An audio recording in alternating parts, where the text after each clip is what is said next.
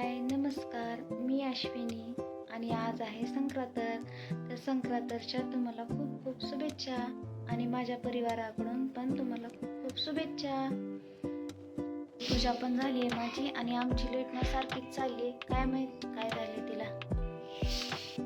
आज ओसायचं ना 3च्या पुढून आहे, त्यामुळे वेळ आहे स्वयंपाकाला 3. तर माझा अर्धा स्वयंपाक झालाय. चला तर मग राहिलेला स्वयंपाक करून घेते मी.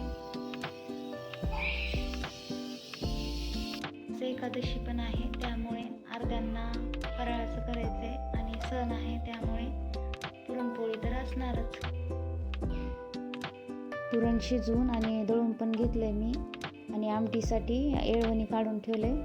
त्याच्याचं पीठ पण मी हे करून ठेवलंय भिजत ठेवण्यासाठी आणि पीठ पण मळून ठेवलंय.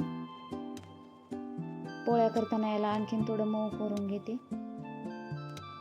तर सगळी तयारी झाली अर्धी माझी. आता मी तर पापड तळून घेते.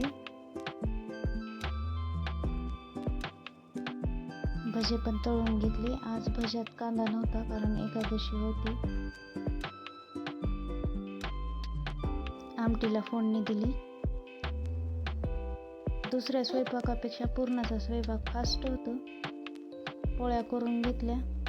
नैवेद्य तर बनवायचे नव्हते कारण देवाला पण फराळीचंच दाखवायचं होतं आज. फराळीचं बनवून घेतलं. शाबूच्या पापड्या तळून घेतल्या, शाबू करून घेतला आणि भगर केलं होतं, भगरीची खिचडी.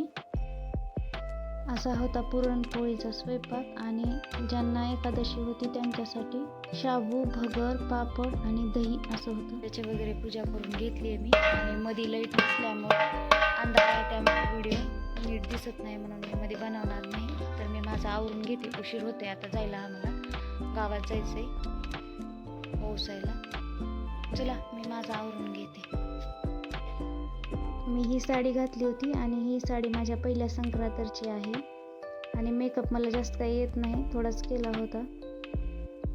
काकीला गावात सोडायला गेले तोपर्यंत मी तुळशीला ओसून घेते.